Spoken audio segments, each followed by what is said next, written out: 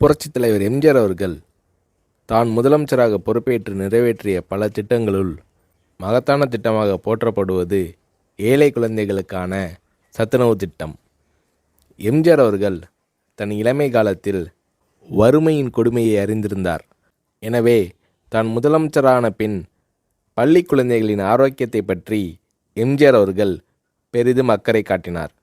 பள்ளிகளில் படிக்கும் ஏழை குழந்தைகள் பலர் சத்தான உணவு இன்றி மெலிந்தும் நோய்வாய்ப்பட்டும் இருப்பதைக் கண்டு மனம் வருந்தினார் எம்ஜிஆர்.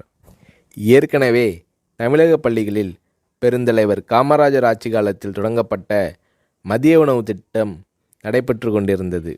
எம்ஜிஆர் அத்திட்டத்தை 1/7/1982 அன்று சத்துணவு திட்டம் என்ற பெயரில் பயனுள்ள திட்டமாக மாற்றினார்.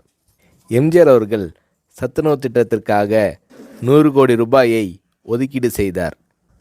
முட்டை, காய்கறிகள் அதிகம் கலந்த சத்துள்ள உணவு 5 முதல் 14 வயது வரை உள்ள குழந்தைகளுக்கு வழங்கப்பட வேண்டும் என்பதே சத்துணவு திட்டத்தின் குறிக்கோளாகும்.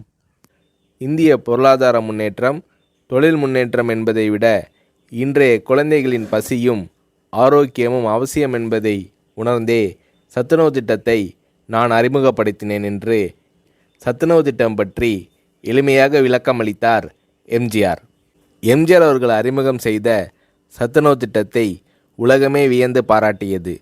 மேலை நாட்டு தலைவர்கள் மற்றும் மக்கள் தொண்டு அமைப்புகளும் இத்திட்டத்தால் ஈர்க்கப்பட்டனர்.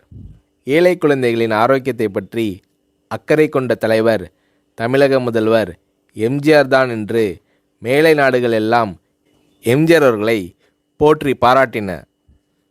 எம்ஜிஆர் அவர்கள் தான் முதலமைச்சராக பதவி வகித்த போது தீட்டிய நல்ல பல திட்டங்களால் எம்ஜிஆர் அவர்களை புரட்சித் தலைவர் என்று மக்கள் பாராட்டத் தொடங்கினர்.